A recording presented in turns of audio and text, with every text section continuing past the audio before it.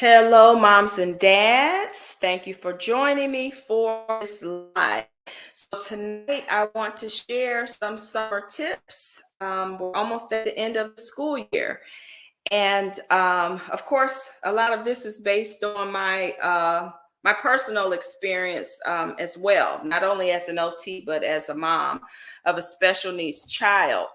So, the first tip, and of course, it wasn't until um, my ex-husband and my son, until my son was older, that we started doing room service, like when we would go out. And I remember we both thought, gosh, why didn't we do this earlier? Why didn't we do this so much earlier? So if you have a child that has special needs, and a lot of times there's a lot of stress that's involved when you're going out to eat. Okay.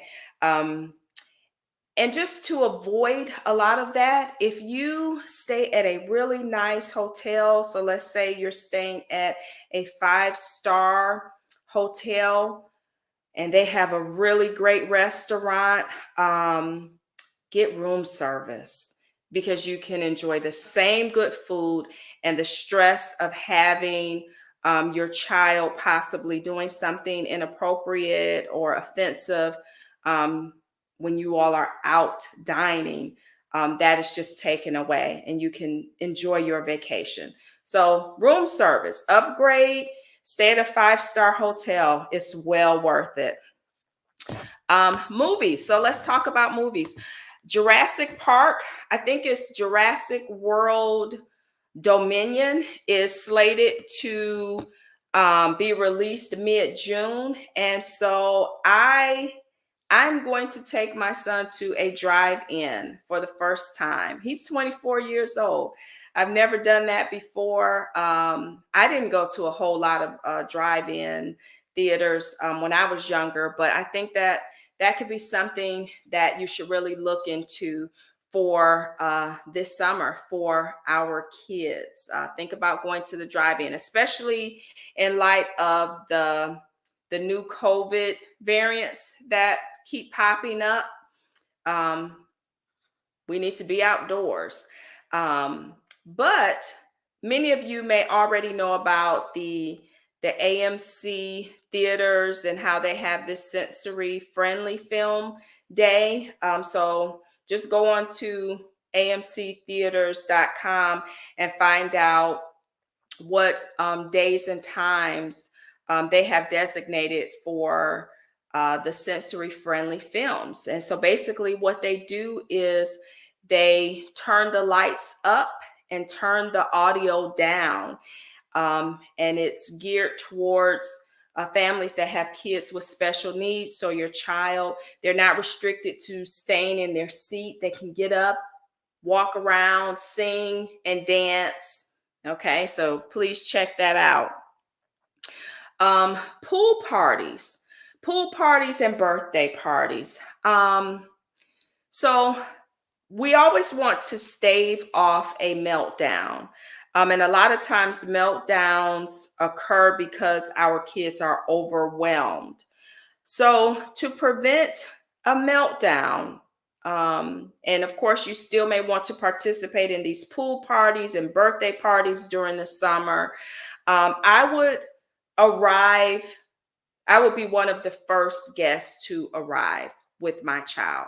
Therefore, you're not arriving when everybody is already there, but you're one of the first ones there. So your child can get acclimated to possibly an unfamiliar environment, unfamiliar faces. You don't have to stay the entire time. And I'm sure maybe many of you already know that. Um, and many of you all may not have learned yet that you don't have to go at all. And that's one thing that my son, who's 24 years old now, but that's one thing that he taught me, a very valuable lesson. Prior to having my son, I was a people pleaser. But when you have a child that has special needs, you have to learn how to say no. So going to a birthday party and a pool party, that's a different experience for a parent that has a child with special needs. It could be very stressful. And so I started saying no. Learn to say no.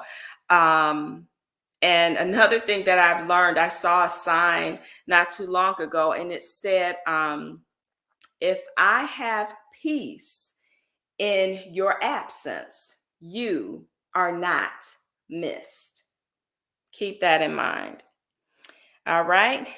And then last but not least, try to maintain a routine over the summer. You don't have to stick to the rigid school routine, but there still should be some structure and some routine in place.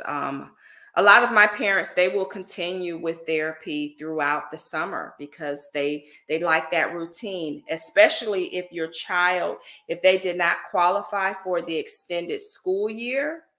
You really do not want any regression, and so keep them in therapy, in their weekly therapy visits.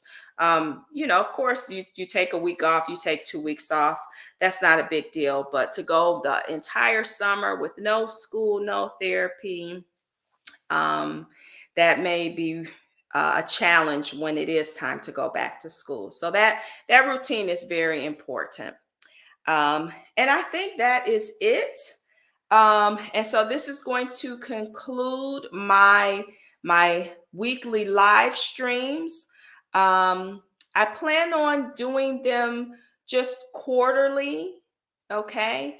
But this was fun. I hope you all learned some things. Thanks for joining me, and have a great, safe summer.